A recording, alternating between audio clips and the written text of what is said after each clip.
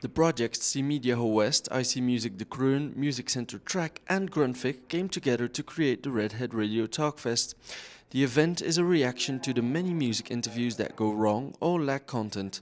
By bringing two experienced radio presenters together, Radio Redhead wants to give tips and tricks about how to interview bands. We brought together a radio persona from the UK, Sophie Little, with red hair. I met her a while back and she reminded me a little bit of Ayco Duyster, who is a radio personality here in Belgium.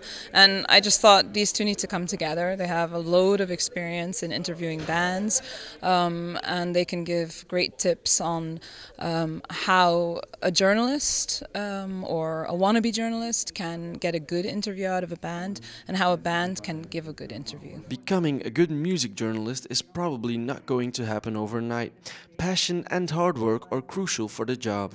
If you're a music journalist, you have to be passionate about music. You know, if you'd rather be playing video games, go and be a journalist about video games. You have to have a passion for what you're talking about, and the determination and drive to put in a lot of hard work, because it's not a 9-to-5 job.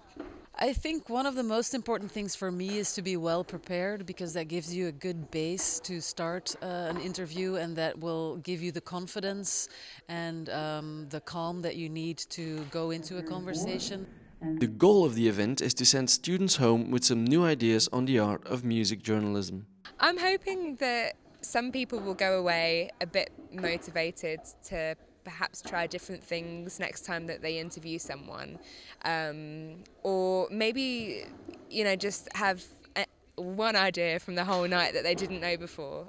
That would be great. One idea or multiple ideas, the students definitely learn something. The main tips that I will keep in mind is never ask what, but why. Don't ask obvious questions. I think that's the most important thing. Prepare more and to contact the right person. Musicians are people too, and they're human, and you don't actually have to be super nervous to interview them, and just try and be yourself and stay calm. Radio Redhead did not only stimulate students, also people with experience in music journalism were inspired by the event. I have a program on Quindo too, so I know what it is to interview people and to interview bands. If you keep the tips in mind, I think you can go a long way with those tips. I think it's been brilliant. It's really interesting to hear professional journalists talking about what it means to interview musicians, but it's also good to hear from musicians and others in the audience about what they think it's like to be interviewed and what they're expecting from interviews.